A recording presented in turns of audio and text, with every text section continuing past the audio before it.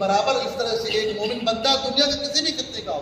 کسی بھی نسل کا ہو، کالا ہو گورا ہو، ہمیں تمیز نہیں کر کے بلکہ ہمیں یہ دیکھنا ہے کہ یہ اللہ رب العالمین کا ماننے والا ہے، کہیں کا بھی ہو، تب جا کر کے ہمیں فلاح اور کامیابی ملے گی۔ الذین آمنوا لا تکونوا کالذین آذوا موسیٰ، کہ اے ایمان والو تم ان کی طرح مت ہو جانا،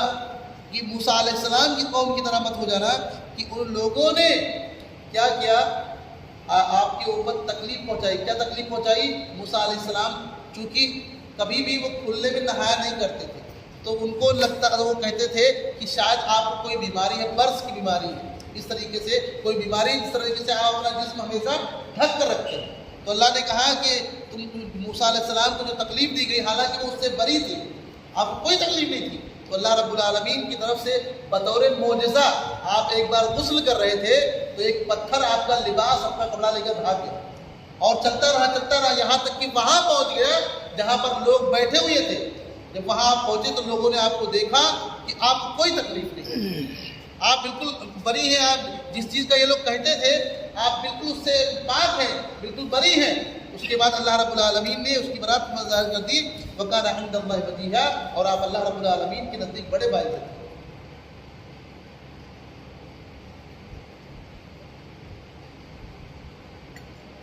تو یہاں پہ کہا گیا کہ اے نبی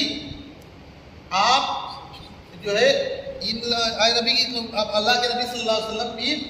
جب لوگ کچھ کرتے تھے تو آپ کو کبھی کبھی غصہ آیا، طیش میں آتے تھے، تو کہا کہ موسیٰ علیہ السلام نے بھی صبر کیا، آپ کو بھی اذیتیں دی گئی تو آپ بھی صبر کیجئے، آپ کو بھی تکلیفیں آئیں گی۔ قرآن مجید میں اللہ رب العالمین نے کہا اللہ کے نبی صلی اللہ علیہ وسلم کو تکلیف ہوتی تھی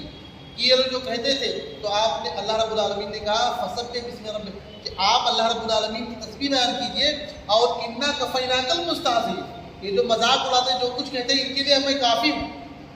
آپ اپنا دل چھوٹا مت کریے، جانتے ہیں کہ یہ لوگ جو کہتے ہیں آپ کو دل میں تکلیف ہوتی ہے، لیکن آپ اس پر صبر کیجئے حتی یاتی الیقین، اور یہاں تک کہ یقین یعنی آدمی اللہ رب العالمین سے جا ملے۔ اس سے یہ پتہ چلا کہ آدمی کو نماز صرف 1-2 دن نہیں بلکہ جب تک آخری سانس تک نمازوں کی پابندی کرنا ہے، نیک کام کرنا ہے۔ اسی طریقے سے تکلیفیں مشقتیں آئیں گی لیکن اس پر ہمیں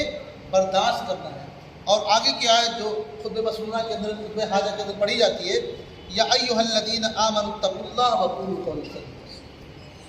کہ اے لوگوں جو ایمان لائے ہو، اللہ رب العالمین کا تقوی،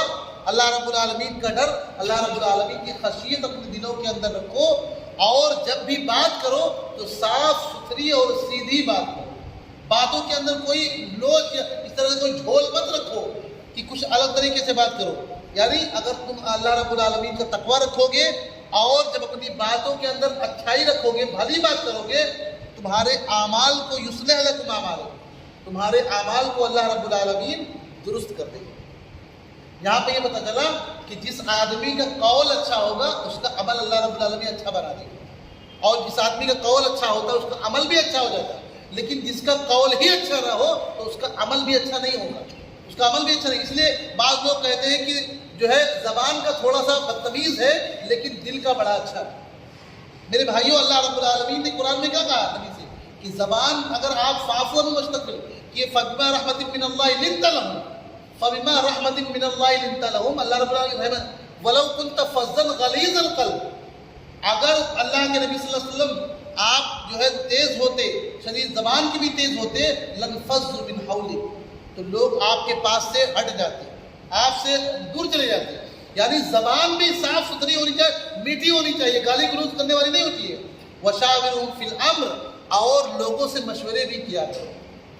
لنفضوا من حولک فاعفوا، تو اس کا مطلب یہ ہوا کہ جو یہ کہتے ہیں کہ زبان کا بڑا بدتمیز ہے، گالی گلوچ کرتا ہے لیکن دل کا بڑا اچھا ہے، وہ اس قرآن کریم کی یہ آیت وہ دونوں آیت اس کے خلاف بولتا ہے، کیونکہ جب تمہاری زبان ہی خراب ہے، اسی لیے یہ بھی تو حدیث کے اندر آتا ہے کہ من سلم المسلمون من لسانی ویدی، کہ حقیقی معنوں میں مسلمان تبھی بن پاؤ گے جب تمہارا مسلمان بھائی تمہاری زبان سے، تمہارے ہاتھ سے محفوظ ہو۔ یہ حدیث بھی بتاتی ہے۔ اس کا مطلب یہ نہیں ہے کہ آدمی زبان سے اور فول بکتا رہے اور کہے دل کا بڑا نیک ہے، دل کا بڑا اچھا ہے۔ یہ آیت کریمہ بتاتی ہے قول اچھا ہوگا تو دل اچھا ہوگا۔ اللہ کے نبی صلی اللہ علیہ وسلم اسی لیے ہمیشہ زبان کے تعلق سے کہا کہ دل اور زبان یہ جسم کی سب سے اچھی چیز ہے، اور یہی چیز اگر بگڑ جائے تو پورا جسم خراب ہو جاتا ہے۔ اور ایک مقام پر یہ کہا کہ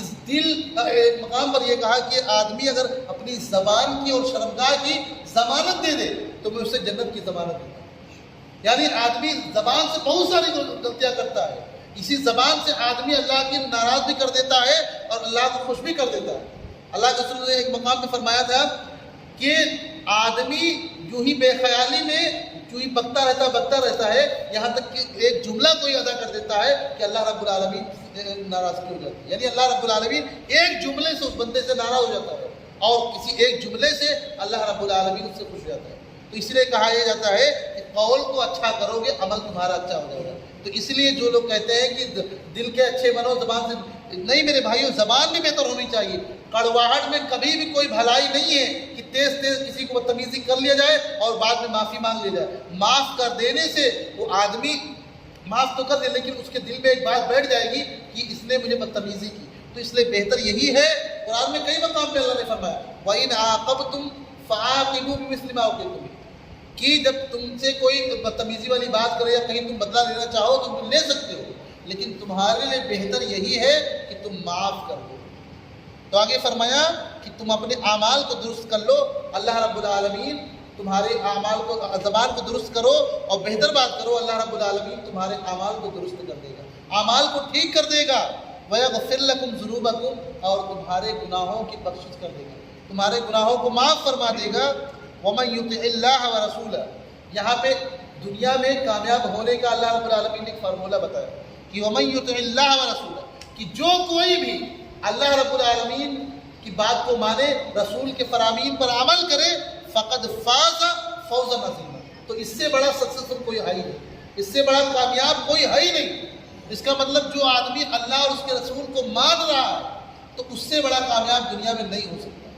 اسی طریقے سے اگر کسی آدمی کے پاس اللہ رب العالمین دینی علم موجود ہے تو وہ اس انسان کو احساس کمتری کا شکار نہیں ہونا چاہیے، کیونکہ اللہ رب العالمین نے اس سے جو مقصود تھا وہ اس کو نواز دیا ہے۔ اس کے علاوہ کوئی بھی علم حاصل کرے وہ سمجھو اس کے لیے بہتری ہوگی، لیکن بنیاد اس کی مضبوط ہے تو بہتر ہوتا چلا جائے گا۔ اس لیے کہا فقد فاز فوزا عظیما، ان عرضنا الامانۃ علی السماوات والارض، اللہ رب العالمین نے فرمایا بے شک ہم نے امانت کو، اس چیز کو آسمان اور زمین پر پیش کیا، تو والجبال، اور پہاڑ پر، فابین ان یحملنھا، تو ان تمام چیزوں کو پہاڑ اور زمین آسمان نے انکار کر دیا کہ یہ چیز ہم نہیں اٹھا پائیں گے، بڑی مشکل کا کام ہے۔ واشفقنا، اور اس سے گھبرا گئے، ڈر گئے۔ وحملھا الانسان، لیکن انسان سوچا کہ بڑی فضیلتیں ہیں، فضیلت دے کر کے انسان جو ہے اس کو اٹھانے کے لیے تیار ہو گیا کہ یہ کریں گے تو یہ ثواب ملے گا، یہ کریں گے یہ ثواب ملے گا، لیکن اس کے بعد میں اگر وہ نہیں کرے گا تو اس کا کیا عذاب ہوگا، اس کو نظر انداز کیا۔ اس لیے فرمایا انہ کان ظلوما جہولا، تو وہ اس کو اٹھا تو لیا شروع میں، لیکن بعد میں وہ جہالت دینے کی، اگر وہ نہیں کرے گا تو اللہ رب العالمین کا مواخذہ بھی ہوگا۔ اسی لیے میرے بھائیوں، دینی کا کام، کوئی بھی دین کا کام کرے، کوئی بھی کام کرے تو آدمی کو چاہیے کہ بہت سوچ سمجھ کے کرنا چاہیے۔ فضیلت جس چیز پر ہے تو اس کو چھوڑنے پر گناہ بھی ہو سکتا ہے، جیسے کہ نماز آدمی پڑھے گا تو ثواب ملے گا، لیکن اگر نماز کو ترک کر دے تو اس پر گنہگار بھی ہوگا۔ تو اسی لیے آدمی کو کوئی بھی عمل کرنے سے پہلے غور و فکر کرنا چاہیے۔ لِيُعَذِّبَ اللَّهُ الْمُنَافِقِينَ وَالْمُنَافِقَاتِ، تاکہ جو لوگ منافق مرد عورت، والمشرکین والمشرکات، مشرکہ عورتیں اور مشرک مرد جو ہے، ان کو اللہ رب العالمین دیکھے کہ کون شرک کرنے میں وقت گنواتا ہے، کون اللہ رب العالمین کی طرف آتا ہے۔ جو اللہ رب العالمین کی طرف آنے والا ہے اللہ رب العالمین اس کو وَيَتُوبَ اللَّهُ عَلَى الْمُؤْمِنِينَ وَالْمُؤْمِنَاتِ، تاکہ مومنوں کی توبہ اللہ رب العالمین قبول کرے، اور منافقوں کی اور جو شرک کرنے والے ہیں ان کو اللہ رب العالمین عذاب دے۔ وَكَانَ اللَّهُ غَفُورًا رَحِيمًا، اور اللہ رب العالمین بخشنے والا اور اپنے بندوں پر نہایت جو ہے مہربان ہے۔ تو اس لیے میرے بھائیوں، کبھی بھی کوئی چیز ہو تو اس پر عمل کریں۔ ایک آخری بات کہہ کر یہ بات ختم کرتے ہیں کہ بہتر چیز خیر الکلام کلام اللہ، وہ بات اچھی ہے جو کم ہو اور اس کو مانا زیادہ ہو۔ اس طریقے سے اللہ کے نبی صلی اللہ علیہ وسلم نے اس عمل کو پسند کیا ہے کہ عمل بھلے تھوڑا ہو لیکن وہ عمل ہمیشہ کیا جائے، یعنی ایسا نہ ہو کہ آدمی کو جوش چڑھا کے اگلے جمعہ سے نماز پڑھیں گے اور اس کے بعد جمعہ سے لے کر کے اپنے آپ کو تھکا دیا، رات کو قیام کر رہا ہے، پوری رات عبادت کر رہا ہے اور دوسرے دن سے کچھ نہیں کر رہا ہے. یہ طریقہ صحیح نہیں ہے، بلکہ تھوڑا عمل کرے لیکن بھلے وہ فرائض ہی تک رہے، نوافل کا اہتمام نہ بھی کرے لیکن وہ کنٹینیو کرے، چھوڑے نہ. اس لیے ایسا نہ ہو، بعض یہاں تک کیا ہے، کچھ لوگ آئے اللہ کے نبی صلی اللہ علیہ وسلم نے کہا کہ اللہ کے رسول میں اپنے آپ کو جو ہے خسی کرنے جاتا ہوں، تبتل کی طرح، یعنی کہ میں نماز ہی پڑھتا رہوں گا، ہمیشہ روزہ ہی رکھتا رہوں گا، عورتوں سے نکاح بھی نہیں کروں گا، اپنے آپ کو خسی کر لوں گا. تو اللہ کے نبی صلی اللہ علیہ وسلم نے فرمایا نہیں، یہ طریقہ راہبوں کا ہے، یہ طریقہ غلط ہے، بلکہ مجھے دیکھو میں اللہ کی عبادت بھی کرتا ہوں، روزہ بھی رکھتا ہوں، اور روزہ نہیں بھی، یعنی کہ جو نوافل جو روزے ہیں ان میں کنٹینیو برابر نہیں رکھتا، اور اسی طریقے سے میں عورتوں سے نکاح بھی کرتا ہوں. تو اسی لیے تمہیں بھی چاہیے کہ اپنے نبی کی سنت کو پر عمل کرو، تم بھی اس طریقے سے کرو. یہ ایسا غلو نہ کرو، جو لوگ جا کر کے پیڑ کے نیچے بیٹھ جانا، اس طریقے سے اپنے آپ کو یہ غلو مت کرو، بلکہ تبتل اور رہبانیت کو چھوڑو. تبتل اور رہبانیت کرنا یہ اسلام کے اندر پسندیدہ نہیں ہے، بلکہ اسلام تو دین آسان ہے، اور آسانی کو پھیلاؤ، لوگوں کے اندر خوشیاں پھیلاؤ، خوشخبری دو، ایک دوسرے کے لیے آسانی پیدا کرو، نفرت مت دلاؤ، نفرت نہ پھیلاؤ. آخر میں اللہ رب العالمین سے دعا ہے کہ اللہ رب العالمین ہمیں نیک عمل کی توفیق عطا فرما. السلام علیکم ورحمۃ اللہ وبرکاتہ. یہ صورت مکمل ہوئی.